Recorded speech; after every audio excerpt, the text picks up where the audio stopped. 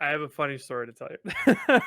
Are you telling it before? Should we start, or should we No, we tell? should start. We We should should start. start. Okay. Mhm. I got to get my CO2. I got to reduce. So there's these sacs in your lungs that if Yeah, you breathe I'm in, familiar with the lung sac. Andrew Huberman taught me this.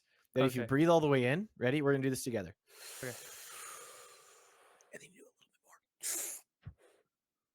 bit more. Do you feel your sacs expand? Sure. I'll Clear. say It yeah. clears out the carbon.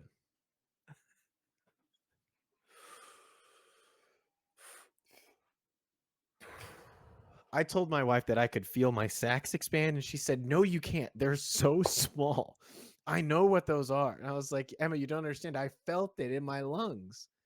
You're like, I felt my areolas expand. That's how what those are. The areola does expand every now and then. That's something to remember. All right. What are the lung sacs called? What are they're called, What are the lung sacs called? Was it alveoli? the alveoli. Yeah, I had some of that on my burger last night. Truffle alveoli. Mhm. Oh man.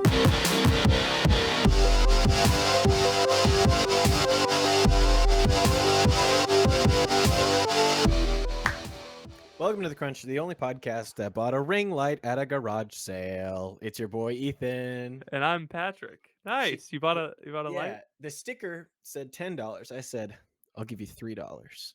Oh my gosh. And then she said, "Well, how about 5?" And I said, "You got yourself a deal." And you pull out a $5 bill because no one carries around three single dollars. You know what I I was gonna Venmo her $3. mean? Which is honestly, like, at that point, let me just take it. Like, let me just have it for free. $3 in your Venmo is nothing. Like, that's money that might as well be burned and thrown into the ground. Just sitting in Venmo. Yeah. My friend used to bet whatever he had in his Venmo. That was like his bet. He's like, I'll bet you I'll whatever I bet have. you. I Yeah. don't know what it is. Whatever I have in my Yeah. Venmo, I bet you. Now that I'm married and have a job, I have way less money in my Venmo because it's just when I'm out with my friends, I just pay or they pay, and it just kind of is. Yeah. It just is what it is. We Yeah. don't really keep track. Hot take: if you're constantly asking your friends to reimburse you for exactly how much they owe you, you're a bad friend. Yeah. Yeah. I have yet to get to the point where I I keep trying to pay for people. Like I've all okay. I just try to be so generous and just no one No. lets No, no, me. no, no. I'm No. just kidding. I go into things expecting to pay, and then Yeah. I'm really bad at the check fight at the end of the Here's the key. I learned this recently. You got to get to the maitre d beforehand. I've done that. You got to give them the card when you get there and say, "Oh, you can see a little sweat in my wow. Yeah, you We're, can. we're Yeah. podcasting hard this Uh-huh. morning." You got to get to them beforehand. Harder to do at like a walk up place. Yeah. I don't know, like Mhm. if you're getting ice cream and then you're just arguing in front of the guy with the little paper hat, like who's gonna pay for it. That's not ideal. Yeah.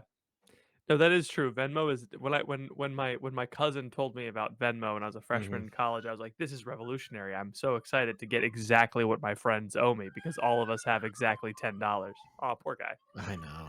We had a bad night last night.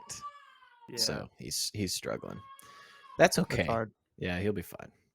This is how you learn. I don't know. What's Just the by story crying. that you were gonna say? Okay, so I went to you'll be proud of me, okay? Yes. I love being proud of you. I hung out with people, with friends. Yay! Yeah. Patrick's got some friends. Patrick's got some friends. Patrick's got some friends. Not a lonely boy. Woo! Yeah. I actually like went out and like went to You a hit the men's group. town, went to the Um club. there's a men's group that meets out of my parish. They are loosely affiliated with the parish. Uh-huh. But yeah, I met with them and it was great. They had like I texted you, I was like, we're watching the Jonathan Reyes talk. Hmm. Which one It was was it? from Was it it was from 2013. I thought it was from Oh, wow. 2019. Was it his like intellectual passions talk, or No, was it the fundamental assumptions about reality talk? nope, it was neither Which of one those. which one was it? So it was one I hadn't heard of before. So it was one about like the differences between being a boy and being a man. Oh, I have heard that one. That one's really Yeah, good. Yeah. it was a good one. Yeah. So Dang. it was funny because you could tell it was given 10 years ago because he's like, all these athletes nowadays, like that's why athletes are always wearing baggy pants. And I was like, that's really funny. That's a What a 2013 sounded. wow. That's a 2005 thing. Yeah. Like, I but don't he understand why these people have so much fabric on their pants. that was so That funny. was that's But like American Idol pants on the ground guy. exactly, That's that exactly. that exact time It frame. was it was that feeling. Yeah, but I Yeah. was like, it was funny. It was funny listening to it. But it was pretty good. So we watched that talk. We had a conversation. I met Mhm. some people. They were all engineers Oh. until like a couple more people showed up. But it was me and four engineers in the room, and I was like, I have Boeing, Lockheed Martin, You were just saying what? names of Yeah, companies. Raytheon. All right, Uh-huh. Honeywell. Raytheon, Honeywell. Is that the ham company? Imagine that they make like Honeywell makes hams. nuclear missile launch vehicles, and then also they sell ham.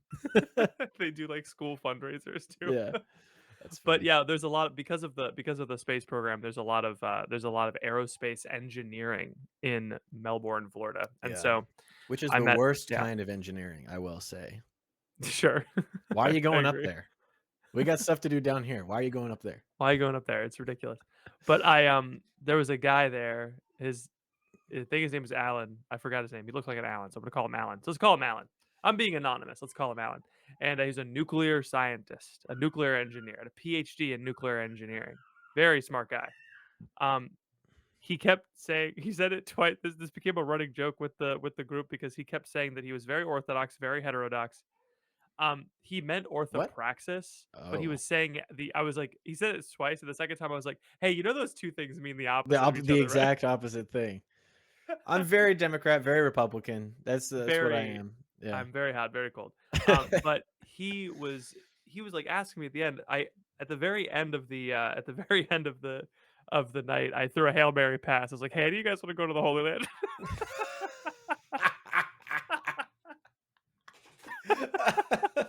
That's great. They- Yeah. and they were like, "Maybe if you had asked me like a year ago," and I was Yeah, like, "Yeah, that would have been exactly. a good time, yeah." Yeah, I didn't know any of you then. but they were like, "Oh, are you going with with your church back in Pittsburgh?" I was like, "No, I'm going with the podcast." And Michael, the guy who ran it, knew about the podcast. But, everyone else in the room didn't, and so they asked me about the podcast. I was like, "Man, I almost Ah, made it through the entire thing without bringing up the I know that's podcast." hard. Yeah. But then Alan was like, "Oh, do you host Catching Foxes?" And I said, "How dare you? Wow. Alan, Do I look like" never talk mind, about never mind. orthodox and heterodox. Catching foxes. But but he was like, "'Cause there's someone here who runs a podcast called Catching Foxes. They live in Melbourne, right?" I was like, "No, No, you're getting no. me and what I can only presume is Gomer mixed Gomer. up." Yeah. Um, Certainly not Luke. um But, he was like, "No, I'm pretty sure," and then he started going on his phone, and we started having a conversation off to the side while he was looking through his phone, and he was like, "Wait, what's your last name?" And I was like, "Nevy," and he was like, "Holy" and I was like, "What?" And he said, "Look at this," and "This is the first text my wife ever sent me." Ever? And it was they met on, like, a dating site, and she sent him a message first. First of all, Chad, and, she messaged him first, and the message reads, "Wait, you're from Melbourne, Florida? Do you know Patrick Nevy?" Wow. Wow. What an opening line. Yeah. Truly. So, someone used our podcast as an opening line, Ethan. And they're married now? Yep. So someone indirectly, someone used your name to have sex. Hey, hey, hey. It's a weird way to phrase it, but It yes. is a weird way to phrase it, but To get married, to find love, okay? I know what we said Indirectly. last week about the marital act, but I take it all back this week. It's all for sex. It's all for the pleasure. I'm I kidding. this what this means is that our podcast is a force for good. It is. Well, it has, but that's yet another marriage that we've done. That's Yet again, great. it's There's huge. there's so many people Why that have haven't we been invited to weddings yet? why don't more people listen to our show? Why don't more people listen to our podcast? The eternal question. So did he sign up to go on the pilgrimage No. as a thank you for being He the reason that should. he's married? Yeah, you should. Alan. Jeez. Come on. Alan. Come on, man. Mm. Anyway. But yeah, so that's That's funny. That's a great yeah, but story. we should we this is we're recording this after, just for those of you who are kind of want to see behind peek behind the curtain there. There's a skeleton back there. Um we're recording this after our conversation we had with Isaac from Decided Excellence. We had a Mhm. conversation about parish life Yeah. because they're doing their new parish model magazine, which is really cool, and they're sponsoring today's episode. So thank you, Decided Excellence. And we had a good conversation about parish life, and we're going to talk about that. But we really should get into Dr. Ethan's dating corner. Well, 2 things before we do that. Yeah. Thing number 1, the second Zoom call did not save the recording because it was exporting Oh, the last one, and it can't export 2 at the at the same same time. time. Gotcha. So that's a thing. So, I'll well, it'll be fine. Uh, it might be a little awkward at the end there. The second thing is, can I tell people about how I went to the gun range? Oh yeah, yeah, you were supposed to say that. Yeah, yeah, yeah. So I went to the gun range yesterday, and boy, howdy, did I have a great time. If you're a patron, you saw the video in the Patreon chat on the Discord. I'm not going to post it publicly because I don't want a bunch of people to have pictures of me with a Holding a gun. gun because Yeah, it's a charged issue. I don't know if you know about this, but a lot I've of heard. people Yeah. disagree about the use of guns. But Mhm. I have a good friend and I love this guy. He's my friend Merritt, and he's like he does. I don't know if it's competitive hunting or what, but he's like a very good, skilled hunter. Like he goes bow hunting for elk Is in he the a mountains. mechanized organism designed only for killing? Some would say, and you'd never expect it by looking at it because Merritt is this funny guy because he's extremely mild mannered and not in a way where he's not weak or effeminate in any way, but he's like very slow to speak, very intelligent, and just extraordinarily kind. Like I've never heard him like say anything mean about anybody ever. And he's always very Mhm. humble. So like you could say something to him and it would be the thousandth time that he might have heard that thing, but he'd be like, wow, I've never I've never thought of it that way before. You know, and he's like being 100% serious. Like he's really like everything you say, he's locked in. So just Wow. imagine a guy with this like very kind, very soft spoken dude. And we pull out the shotgun and we've got Mhm. the buckshot loaded into the shotgun. This is a very long weapon, and we're firing it at the target, and it's obviously shredding the paper target, Yes. you Yeah. know. And he takes a few shots, and he looks back at me. Every couple shots he'll look back at me and he'll go, "It's just devastating, isn't it?" And he'll turn back around and then keep firing the gun, and he'll be like, he's not alive anymore. And then turned out like he kept having these comments about like how violent he was being, but he was doing it with this just great smile on his face and just super calm. It was making me crack up at the gun range. But I fired some guns. I learned Good. that I like to do it, and I learned that I'm not too bad at it. And That's it was good. really fun. So I'm not saying that I'm going to be a gun guy from now on out, but I feel like at least having some exposure was probably healthy for me, you know, because I Yeah. just have never shot a gun. And so it's like, well, now that I've done it, it's like going on a plane for the first time. It's like, all right, now you don't have to worry about that anymore, you know? Yeah. Now, if you're ever in a situation where you're there's a bad thing going down, you can go to the cop. Be like, give me your gun. Give me your gun. I got this. I got this. I got this. You're incapacitated, but let me take it. Let me take it. There Go was a ahead. guy who did that. Did you hear about this? Mm-mm. There was an Instagram influencer who was at the Vegas shooting who Oh, kept going up to cops yeah. and being Dan like, "Go give me your." Bilzerian. Yes. Yeah. Yeah. It's He's, crazy, isn't and it? the cops were like, get out of here. Go Go. away. Go away. No. Run away. Like, I got 10 Brazilians like I'm Dan Bilzerian. Boom, no. boom. Do you know that song? No. That was my whole junior year of college was that song. Um, I can't say the next line, but it was very fun to play at parties.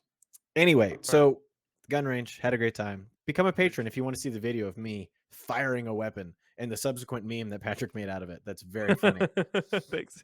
Um, yeah, let's do Dr. Ethan's dating corner. I'm ready. Cool. Welcome to Dr. Ethan's Dating Corner, the part of the show where we give it's we're doing like Med Express, not sponsored. We're doing like vast dating question because Yeah, I have a this is the 10:30 appointment. urgent care of dating. Yeah. Like you come here when there's really no other option and you're not exactly sure what you need. and Yeah, but also like you're willing to pay lots of money for it. I shouldn't actually put but that I can't see it. Move it more to the this is the move it. question. We So can't it's see it very because long. it's cut off. So it's anyway. This is the question. It's Ah, very there. long. Oh my goodness. Can you I'm summarize? hiding the email addresses. Yeah. So, Okay. Yeah. dear Dr. Ethan and Professor Patrick, greetings. I'm happily married, so this dating dilemma needs treatment as an issue within my family. Please advise and Okay. use the fake names I provided below. Wonderful. I'm Jane, the oldest of 3 siblings, the only one of the 3 who is still a practicing Catholic. This is like the My beginning parent of a of an Emily Bronte novel. just because it's Jane. Yeah, that's all I can think of. My parents raised us Catholic and have become more devout in recent years. My youngest sister, Lydia, has been dating her boyfriend, Wickham, for 5 years. Nice. They Okay. met and started dating later in college. They're both in their mid late 20s. He's moving to the same city as her, and they're moving in together. My parents and I and my husband, Charles, are not thrilled about this, but don't want to Mm, cause any rifts in the family. This mm. is pretty much all of Lydia and Wickham's college friends have done. So it's what they see, like they're everyone's doing this. Right. It's My normal. sister doesn't practice anymore. I have no idea if their relationship's headed towards marriage. I worry about how this is going to affect my relationship with my sister, and I'm afraid my parents will start comparing me and her to try and get her to return to the church and stop living with her boyfriend. Mm. Um, all these she didn't live with her boyfriend until they got married, all this stuff. So these are my questions. How do I love and support my sister, but make it clear I don't approve of her choices? Two, how do I navigate the conversations with my parents as if they try to use me and Charles as a yardstick to judge Lydia and Wickham? I love my sister very much. I don't know how to move forward. Thanks for reading. Big fan of the show. Keep up the good work, Jane. Thanks, Jane. Jane, great question. Wow. My my first read on this is Lydia is not your responsibility. Yeah. I know it feels like, this is a person that I love that's doing something wrong and I have to fix it or at least tell them that I think it's wrong so that they know. It's like, well, yeah, but also here's the thing. Lydia knows that you don't think this is okay. Like if you're a Uh-huh. practicing Yeah. Catholic and you're married and like you didn't live with your boyfriend before you got married and she's living with her boyfriend before she's getting married, she knows that there is a difference of opinion here. Like she's Yes. not stupid, right? Like maybe, I don't know. She might be an absolute moron, but I would bet that she's a relatively intelligent young lady. Yeah. And You can't bag a guy like Wickham. What a what a name what to a name, choose. what a fake name. So I don't think you need to worry about making your opinion known to Lydia because she probably if if what you're saying is true, then there probably already is something swirling in the family about, oh, Jane is the holy one and Jane is the one that goes to church and I don't, and mom and dad think this about Jane and mom and dad think this about me. Even if it's not like super stated and obvious and there's been no big blowout conversation, she probably has Mhm, thought about these things mhm. because I don't know, it's just the fabric of her It's life. life, yeah. Yeah. So in terms of what you how you need to love her, you need to love her the same way that Jesus loved people that were not living the way that he wanted them to live. Mm, You just have to like be there with them. And when the moment is right, if there is a moment that's right, you can make an invitation and say, "Hey, I don't think this is what's best for you." But if you come in guns blazing with all the statistics and the arguments about cohabitation before marriage, she's just going to dig her feet in, yeah. and it's not gonna go super well. But like, you just need to treat her like your sister, and try to be her mom because it's not gonna like as an oldest of 3 siblings, oftentimes I see what my brothers are doing and I'm like, you should not do that. But then it's like, I don't know. If they ask me for They're advice, I'll adults. give it, but I can't really Yeah, like give unsolicited advice because it yeah. doesn't really work. Yeah, the other thing is, like, you don't know that your parents are gonna do this. So, like, I don't know. How do you navigate conversations with your parents if they try to use you as a yardstick? I mean, if they to you go, like she's not like you. You go, everyone's got their own thing going on, Right. Like we Right. don't need to compare. You can just say that, like you don't need to compare, Mhm. and like you can just move it on, just nip that in the bud right then and there. Yeah. That's how you handle it. But like you don't need to worry about that because it hasn't happened yet. So it's Right. like, It's another thing that's out of your response or like out of yeah, your you yeah, can't control what your parents do. You can't control what your sister does. All you can control is you just need to respond with love and charity in every mhm, situation. And so it's like a- and there's no I don't know all the details of the situation. I don't know what your relationship with your sister is like, but just like still don't ostracize your sister because she's doing this. Still go over. Still hang out. Yeah. Still have dinner with them. Still invite them over. Like this doesn't mean that you need to be like awkward and tiptoeing around. It also doesn't mean that you need to be making sly comments like, like to try and Mhm. get your digs in so that you just need to treat her like your sister Yep. and do the things that you like to do together and continue the relationship because the relationship is going to be the reason if she ever changes her mind, it will be because of your relationship with her, Mhm. not because you have the best arguments or you're correct. Yeah. Because people don't change because they see someone and are like, oh, that person's right and I'm wrong most of the time. It's like this person has really loved me and cared about me, even though they thought I was wrong. Yeah. And so maybe there's some credence to what they're saying. And like you will have to pray for an opportunity to present that. And that will be like God could do that. He will make it clear when you're supposed to and if your sister comes to you and says, "Hey, can we talk about some things?" Then you can be there. But you can't do that if you don't have a relationship because you've tried to force the issue. So, Yeah. especially with siblings and like acquaintances and people, like I feel like we get this question a lot where people feel responsible for their friend or their sibling that's cohabitating or who's living in a state of sin in some way. It's like you're not Mhm. actually like it's not your job to get them out of it. You're not a Yeah. savior. Yeah. Like you can't only Jesus can save them from whatever their thing is. And only Jesus can save you from whatever your thing is. So like Yeah. just level the playing field and just I be think a this person, this comes from like a I don't know, maybe I don't know if you got this when you were a kid, but it was like I did. when when you were like growing up, I don't know, it's like, oh, like the invincible ignorance thing where it's like it's Mhm. their responsibility and like you have to like tell them that what they're doing is wrong. And if you don't, then you're guilty for what they do because you let Right. them sin. And it's It's a like very Protestant ethos. it's not like entirely true. Like it is an act of charity to correct someone who's sinning. That said, it is not like every time you see someone doing something wrong to correct them because like it's not I don't know. It's not like I don't know where that idea comes from, but I'm not like married to that as an idea. I think it is important sometimes to tell people Yeah. that what they're doing is wrong. Yeah. But I think your point is correct. Is like people generally know what the church teaches, especially if they grew up Catholic. Mhm. And so if they know that they don't need to know that you disapprove.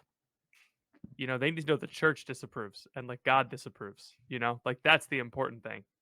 Like I don't really think that what you're doing is correct. It's like this is not what is good. Like this is Mhm. not good. Mhm. It's not about what I think. It's about what is true. And Yeah. so like if she asks you, then that's how you can phrase it. I don't know. Does that make sense? It's I don't feel obliged to tell everyone that what they're doing is wrong. Yeah, because it's not if you take that to its logical conclusion, like I have to tell everybody who's sinning what the truth is as quickly as possible or else they're going to go to hell. It's going to be my fault. It's like then you would never have a chance to like go to the bathroom, because there's like always another person that you have to Who's sinning? tell Yeah. who's sinning. And you wouldn't be able to go to the grocery store because every person you'd have to stop and like figure out, okay, how are you not a full believer?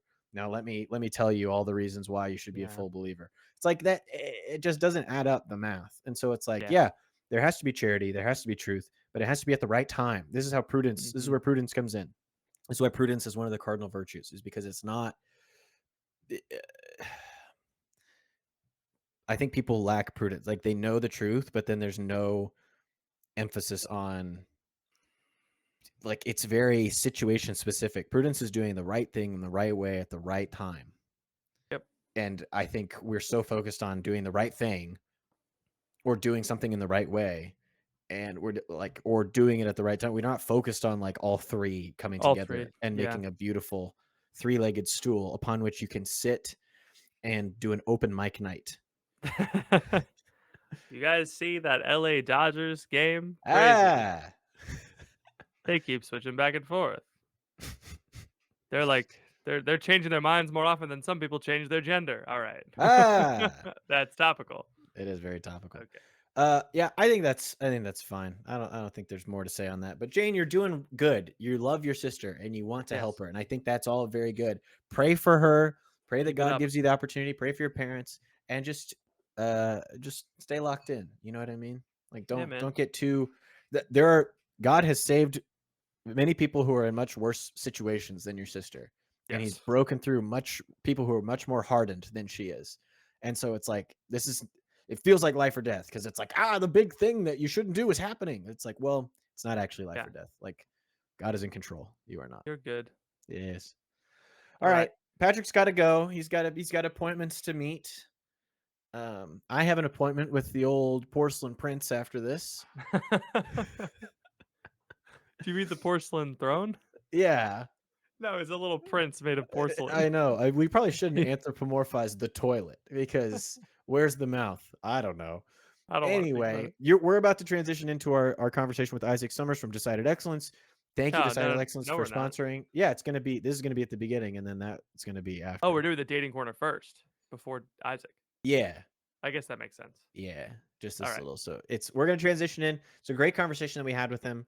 You're really going to like it. We talked about the parish. We talked about ministry. We talk about Decided Excellence and how it's changing the game. We're talking about how we changed the game as a podcast duo, Revolutionary podcasting. revolutionizing the game.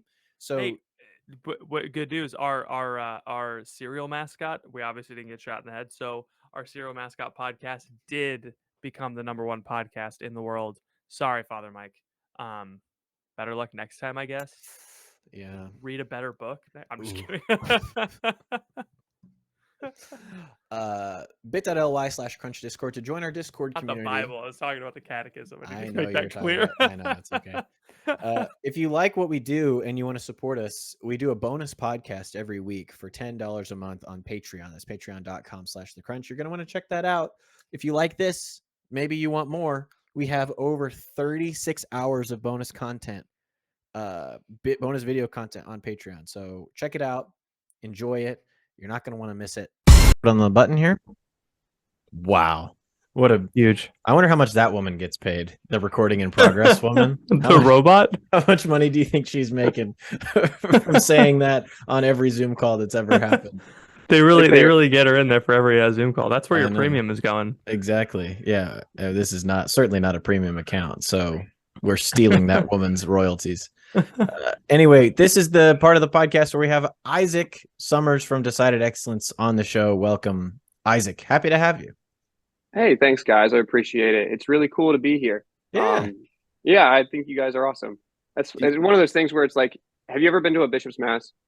Unfortunately, yes. Yeah, yeah. Well, so there's like that bishop's mass I was a seminarian for a little bit, and at a bishop's mass, there's that one annoying part where it's like, we're not going to worship right now. We're just going to welcome the bishop.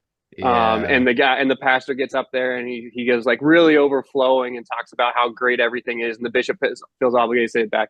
And so I don't know if we can skip that part of you guys. Like, I think I'm you guys fine are with good, that. Oh yeah. But I mean, if you want to tell us how great we are, you can. You know, I wouldn't say no.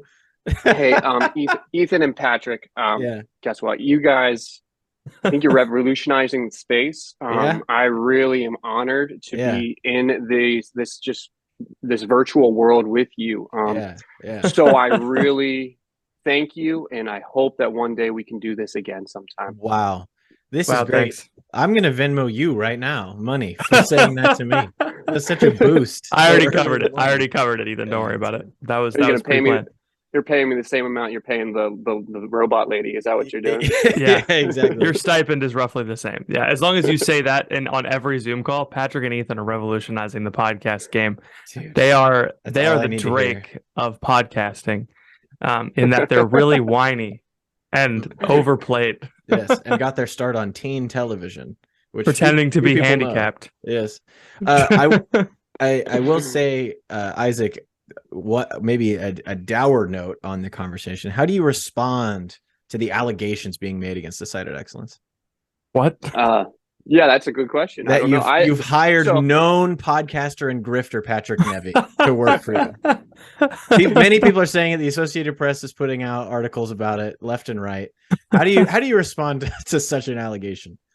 You know, I say something along the lines of, Well, it was something that we were aware of, but we didn't hear enough media pushback to make the decision against it. So whenever we get enough people to email us at info@decidedexcellence.com, or if you visit our website at decidedexcellence.com, if you get enough people to go there and tell us about how bad we are as a company, we may decide to change course unless it affects our monetary line, and then we'll just Yeah. stay the course. Yeah, Wow. you'll change course. Then if you get pushback for changing course, you'll change it back again, and you'll re-invite the gay nuns to the baseball game. Oh, Well done. Well done. Thank you. Well, bro. Patrick, I saw that on the news. I saw that first. I was looking at the news and I saw that the Los Angeles Dodgers uninvited the gay nuns. And I was like, yes, a Catholic organization that I can support. And then I saw on the news again, right next to the article about you working for Decided Excellence, it said that they're bringing the gay nuns back. And I told Emma, I said, we're never going to a Dodgers game ever in our lives. And she was like, what were we planning to? When were we going to a Dodgers game? On the docket? Isaac, you're a self-professed sports fan. What do you think about woke politics making their way into Major League Baseball? It just tells you that everything is not run by any type of virtue. It's all run by what affects the bottom line. That's all there is to it. Wow. Yeah, I pictured them reversing the decision. Like the spokesman on the podium is like wearing a robe and like holding a scepter and is like a Gucci tracksuit with big gold $sign glasses. After some serious thought, we decided to change our decision. After some discussions with George Soros, we decided to. After many wire transfers, I have decided to. This is not gonna bode well for me in the Patreon chat when they're like, "Oh, Pat went full right wing." Now Ethan has the boyish charm and Pat has the right wing view. It's so funny. So if you guys aren't in our Discord, it's bit.ly/crunch Discord. I'm just in the Patreon chat for the patrons in our Discord. I posted a video. We'll probably talk about it earlier, so this will be a weird time thing. But it was me shooting a gun at a gun range, and somehow out of that conversation, we ended up on Patrick being more right wing than me, even though I was the one with the weapon. Who shot the gun. It was pretty funny, but yeah, sounds like it, man. Stuff is crazy. So for the audience who doesn't know, Isaac and I were we worked together at my old parish. He was on the core team, and I'm bringing this up. I mentioned this to you guys before we started recording. I have a bone to pick with Ethan, which is how our best topics start, but it transitions into something that I've been dealing with personally, and that Isaac might sympathize with. Because Isaac, I talked to you, and you were like, I've been trying to get involved at the parish, and I was like, great, as a youth minister, I love that. I'll get you on the core team. But anyway, Ethan. This is a funny story. So Ethan was in my wedding. Everyone knows this. First of all, how dare you? What? I feel an allegation coming, and I'm already upset. One of the first things that he said. Oh no! This wasn't the first thing. But when he saw my church, was like, Pat, the church that I grew up in, baptized, confirmation, first communion, not in that order, marriage, all of these things. Yeah. Patrick, this is the ugliest church I've ever seen in my life. It's pretty bad. He hasn't been to Western Pennsylvania. We've got some ugly ones. That's what I'm saying. That's what I'm saying. But anyway, go back. Anyway, Holy Trinity is built like an Imperial Star Destroyer. It just looks like the opening shot of A New Hope. Maybe one day God will flood the Monongahela and it will take out all of these ugly churches. No, all the good churches are along the rivers. But yeah, so that's true. I like knew that my church wasn't beautiful, right? Like I knew that. But like it took like fresh eyes coming in. So Phoebe and I moved back to Melbourne. I have a crazy story that I'm not going to tell right now, but I need to tell you eventually, Ethan. Who, me? Yeah, about moving back to Melbourne and someone knowing about the podcast. What about your dad backing the U-Haul into a pylon? No, he moved forward into a pylon. Oh, actually, sorry. Even better. Yeah. That's funny. So Phoebe and I went back to Ascension, and maybe I shouldn't just say the name of my parish, whatever. Yeah, it's fine. We went back to my parish, and it was funny because like now I'm looking at looking at the parish through fresh eyes, and like the things that were cringe before are like really embarrassing now. It's like when you bring a friend over for like Thanksgiving, you're like, my family's crazy. I brought her first mass at Ascension back was the first communion mass, and at the first communion mass they do like kid songs in the mass, and so the Alleluia was like this clappy like alle alle alleluia. It was awful, and it went on for like 5 minutes. And so Phoebe was like, I don't want to go there anymore. I was like, yeah, I get that. Good I job, get that. Phoebe. But you and I have talked about this in the past, Ethan, and I'd like to know Isaac's thoughts on it because, like, in one sense, you need to make sure that your family is being catechized well, and the liturgy, good liturgy and reverent liturgy is a part of that. But let's say the liturgy is reverent, it's just a little cringe. What do you owe your parish? You know? Like, what if your parish is cringe? What do you owe it? Like, do you owe it to stay there, to build it up? Do you do that alone? I don't know. So you asking are you asking should you priest chase, right? Go to the place where the priest is the coolest, or do you stay in? I think that's a discernment question, and you don't want to ever throw things towards like discernment. But I do think I think you owe your parish or your local parish, you owe it prayer, and you owe it not to look at it as your social club that you do on Sundays. And I think that's kind of the key is there's so many liturgy wars out there, and I'm not here to talk about those things. Nobody wants to talk about those things unless you're on Twitter. Oh, Ethan wants to talk about it? I just like to get people riled up. That's all. Oh, you can. We can. I don't mind a little bit of riled up. I know all the right buttons to push for former seminarians.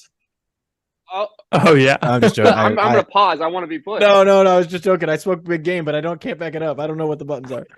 I wrote big checks, body can't cash. No, that's actually fun because I like to say I'm a 3-time father, 2-time seminarian, 1-time husband. I was in seminary twice. Neither time it worked out. And because of my own inadequacies, and I didn't get kicked out or anything like that, but just because I was not ready to receive a call from the Lord. But regardless, and then I found my call, and it was like, okay, there it is, and it was great. But I think something that I've been reflecting on. So I was a Catholic school teacher at North Catholic. Ooh, said it, but oh well.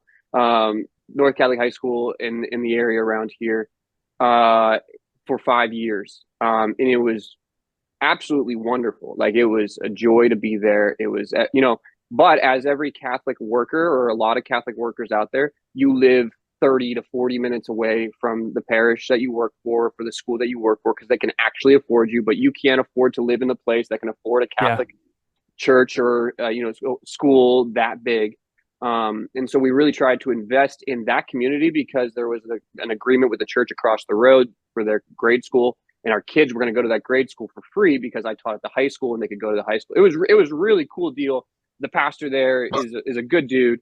So he tried his best to scratch back of both the high school and the grade school and get some good people there. But this is kind of a hot take, is I actually am beginning to think more and more that, and this is the way it started, so it's not really much of a hot take, but it's about 800 years old. I really think ministry jobs are for just the single. And it's crazy. And that's not to say that they're not supported. They can't be supported by families. So like the religious, like somebody who wants to go and give themselves completely to a community to be Christ to a community. I think it just helps not to have a family. And I don't mean that. I love my family. I want my family. And that's why I made the decision to leave teaching, because I had been praying for, I think, 2 or 3 years of my life of like, okay, like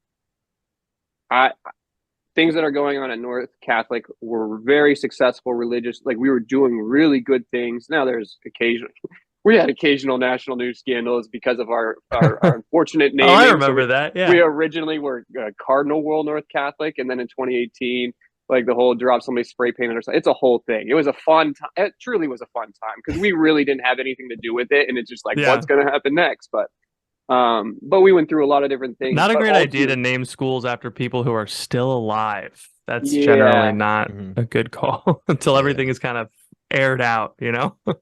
right, right. And so I won't be naming anything over after you guys anytime soon. Please don't. Yeah. But no, but yeah. So things were going well. There was a lot of good momentum. But when it came to like, okay, to go to that next step of like, we want to disciple you in a way that is revolutionary to the culture, because you do have to fight against the culture, especially in rich areas, places that have money, because there's so much entertainment to do. And so basically, long story short, is God put in front of me the job at Decided Excellence Catholic Media, and it was a long struggling discernment, and ultimately it came down to like, am I going to choose my family over the next couple of years, or am I going to choose the school and the ministry that I do at the school?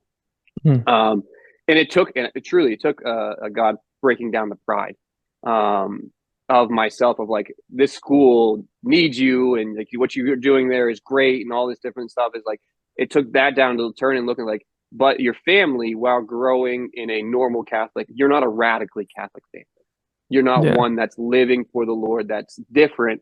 That's one that's going out and making disciples. And so I begrudgingly at first made the decision, and then 2 weeks later, I was like, I made the wrong decision, right? I was completely in this headspace of like, Lord, and it was kind of like a depravity.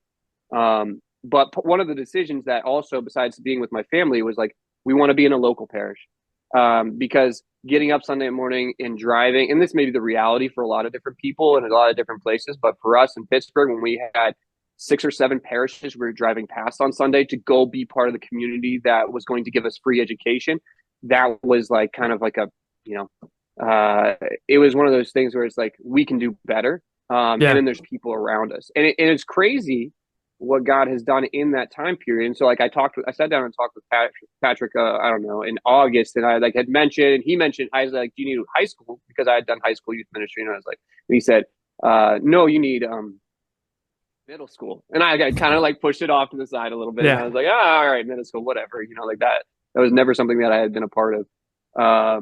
But then it was like, as time went on, of like, okay, we've got our ground settled. We've become parishioners here. Now it's time to invest in the community that's around us. And Hmm. so I started getting involved with the youth ministry, or the young adult, or sorry, the middle school ministry, but actually got opened a different door that was unexpected. And for me, that was my next door neighbor. Hmm. Where like I asked in prayer when I left, and I was in like that 2 weeks, like, I made this terrible decision, like I've left this place, um, for for a job that's like a little bit more comfortable, Hmm. from my perspective. It was kind of like, I said, God, you got to give me somebody to love, because I don't feel like I'm loving I mean, I was loving my family, and I was doing that, but I feel like there's something more here, that to spread your kingdom from outside this house.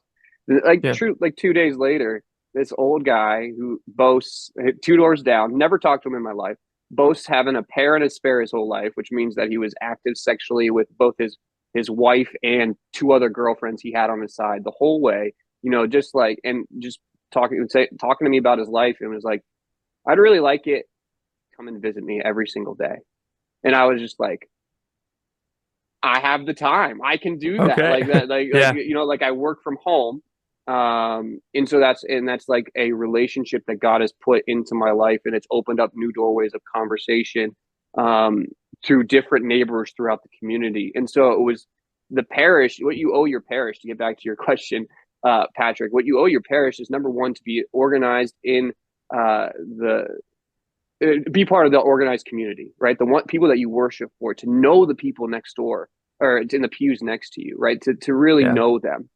Um, but also to bring the people next door Hmm. to be worshipers with you, right? And that's where Yeah. I think is where we are lacking as Catholics as today, is Mm. we are so absorbed in our own Catholic mindset Yeah. of like, and we because it's because the things that we put in front of our eyes, and this is where we can talk about side of excellence, is like, the things that we put in front of our eyes are usually not church affiliated, not Christ affiliated. No, you got your great people out there doing great different things. Father Mike's face is everywhere. You know, like all these different things are good out there. But as far as our local parishes and local communities are concerned, you know, maybe if they have a good Facebook, you're lucky. You know, and how many of the younger generation are on Facebook? I mean, come on. And so I think it's one of those things where the focus on the local is how the church is going to be reborn in America. If it's going to be reborn in America, maybe it could all go away. It could all die. Yeah. Well, yeah, like the gates of hell and stuff, but you know, like not in the sense that it will actually go away. Yeah. But the church as we know it, as the social institution that I think it prides itself in being sometimes, which is a little bit questionable, is on the, you know, it's on the downslope, I think. Yeah. I think Ethan is a good example of this. The next door neighbor thing, because you have your next door neighbor who comes over and asks for ice cream, right? Is that what happens? Ice cream. Is that what happened? No. She asked for yard work help mostly. Oh. I live next door to this very old Chinese woman, and she is oh, she doesn't understand boundaries. That's for sure. And that's okay. But yeah, we're like sad to leave her. Like we're moving in 2 weeks. Oh, yeah. And it's like actually sad because it's like, oh, we like seeing her out in her yard diddling around and like driving a tractor that she can't figure out how to turn off, and so it just stays running in her backyard. You know, it's just like it's great, and like helping her out with stuff. It's become a lot harder to help her out with stuff now that Peter's been born. But yeah, you know, it's just it's tough. But I think that there is the attachment to the local. I think you hit it right on the head there. That's the thing that needs to happen. And there's something that I think we're missing with our understanding of like what the parish is, because I was describing in what I'm doing with Decided Excellence, describing parish boundaries to people who aren't Catholic, and they're like, "What's a parish?" Like, I don't know if you know this, but parishes are like territorial. And they're like, "Really?" And the example I use is like in New Orleans, in like Louisiana, the counties are called parishes, and there's like Saint Bernard Parish, and there's Saint Bernard Church in the middle of it, and like a pastor is responsible for every person, not just Catholic, but every person in his parish boundary. And I don't think we as a church recognize that when we're thinking about our parish. And this is why I think it's important to like stay territorial. I've gone back and forth on this because like there's like with this argument on Twitter all the time, the trads who drive like 45 minutes to the Latin Mass, you know, in the area, which is fine. You know, that might be what you need. But like, we as Catholics have a responsibility as the church to the territorial parish that we're in. And that includes the non-Catholic next door neighbor, doesn't it? Well, you don't agree, Ethan? Yeah, I agree insofar as we have a responsibility to the people around us. I think the institution of the parish with employees and ministries and liturgies. Yeah, that's why I said territorial parish. Right. So I don't necessarily feel responsibility to the church that's closest to me just because it's closest to me. I live here because this is where I can afford, and I just happen to fall in the boundaries of this thing. I'm going to love my neighbors for sure, but I don't have to go to mass there just because I live there. Especially if the mass sucks. You know what I mean? So like, to your point earlier about what do you do if your church is cringe? Don't go. They deserve to be shut down if it's cringe. You know, like don't prop them up with your tithing dollars if they're not actually. Oh, sure. Right. You know what I mean? Yeah. Let it close. Fire the employees. That's why I said. Go ahead. That's why I said territorial. That's why I said territorial parish. Yeah. Because it's like there's like a responsibility to the community, not necessarily to the building. So like the territory of the parish is like the community boundaries, where it's like this is what the community is, regardless of how the parish church is run. Operates, you know? Yeah. Like I feel and I think it's like being united with the people, the territorial boundary, like the people that are in those boundaries. I think that's the way that you can actually be a force of change for the parish. So like if you're, you know, friends, I mean, this is what happened with like our youth group, you know, in high school. We weren't like the classic example. Yeah, it was like the real changes and the real movements happened like when we were getting together outside of the youth group. I think this is the same thing in the church where it's like people, get together and they are at each other's houses and they're like, man, it would be, and they all agree like, wow, it would be really great if the tabernacle was actually in the center Mhm. and not in like a someone sitting in the church like, man, the tabernacle should be instead of being really mad and then writing an angry letter to the pastor. But like people getting together and saying to the pastor together, like, hey, this is what we think should happen. And if a bunch of people got together and talked to the pastor, that pastor would be crazy not to listen to them. But like if one person is yelling and angry, the pastor is very right, been on the other side of that, Mhm. very rightly not going to change their mind. And it's like there's a lot of there's been uh a lot of that kind of talk at my parish, which is good. Mhm. Like I talked to the priest and the tabernacle's moving to the center, baby. Yay. It's been like 60 years, but it's finally moving. Thank goodness. Yeah, I I know. think decided excellence, getting Patrick and Heavy back to his home parish to Yeah. move the Move the tabernacle tabernacle to the right a little bit. Yeah. But yeah. because Or the Patrick's left. usually on the left. Exactly, Oh, yeah. wow. That's true. Look, He's a socialist. again, I was not the one who did the socialism episode. That was not me. I was just intellectually curious. You're the one that got super into Ibram Kendi when the George Floyd stuff came out. Yeah. Yeah, that was you. It was me. Patrick, I agree with you. I think it's the way to do anything is to get like-minded people together and agree to advocate for something as a united front. Which is now I sound like I'm advocating for unions and I'm the left-wing one now. But it works, if you get a bunch of people together and ask for something. I wonder though, if we have 10 minutes left in this Zoom call, I will not upgrade. How dare you ask me that? I think the issue, there's two issues that primarily come up that a lot of people experience. Number one is a lot of people are renters, and so they don't really feel any attachment to like the physical place that they live in. And I think that's like a structural problem, that like the way that the society is. And I think we can't like ignore that. It's not people's fault that they don't feel attached to a place because they can't afford to buy a home. So I think that's like something that we have to remember. It's like, just because someone's renting a home in this spot doesn't mean we can say like, you have to be dedicated to this place, because like, why would they? Yeah. So that's one Yeah. thing.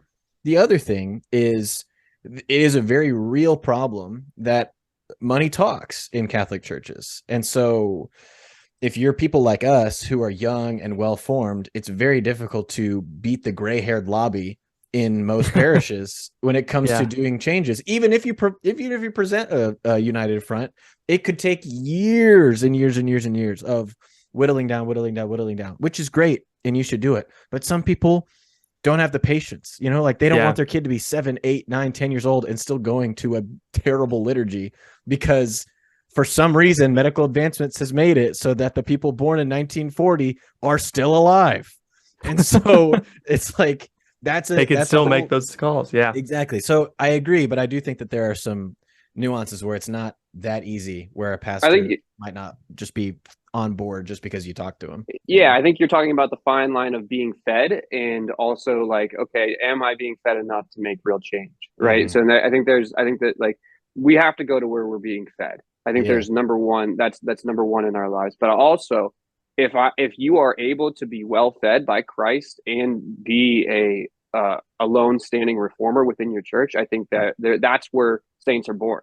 Right. And so I think that's like the difference between Paul's, baby food that he talks about, food for infants, and then stepping on to something deeper. Mm-hmm.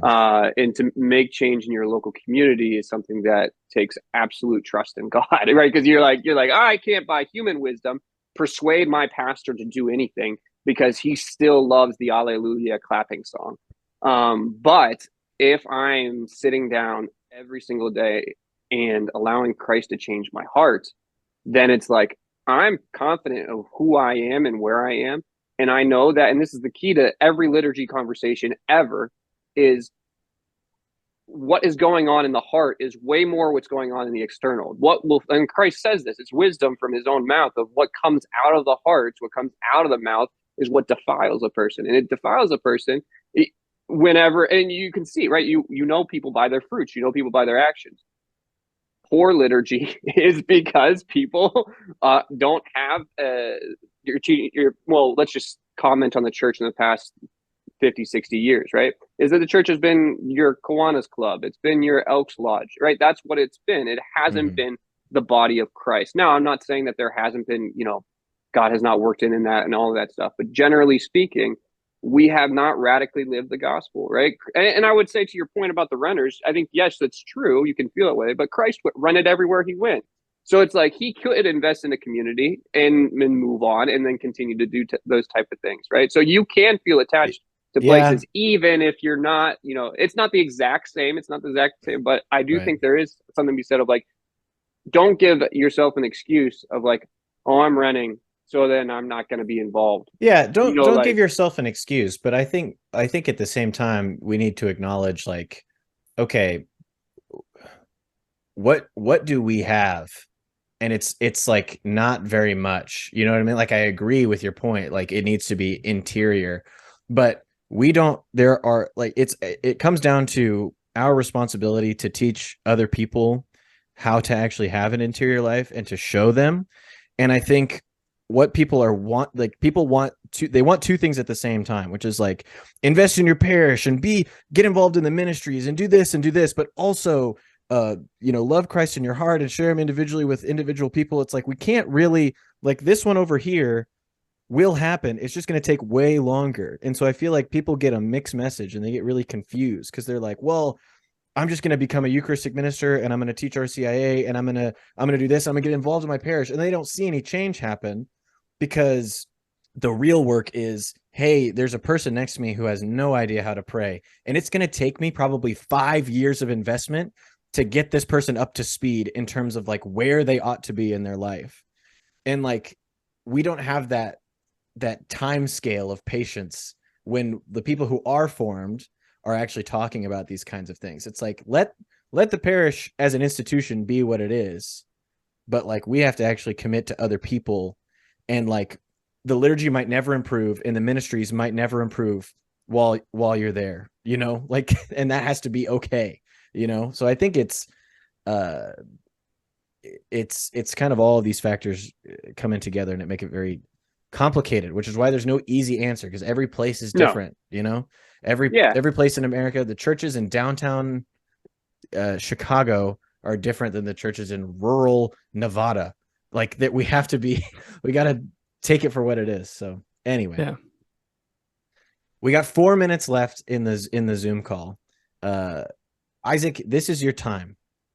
You can say whatever you want to say from now until 3 minutes and 30 seconds from now. Decided Excellence Catholic Media is a print. Yeah, I went right in. No, it's a print magazine company.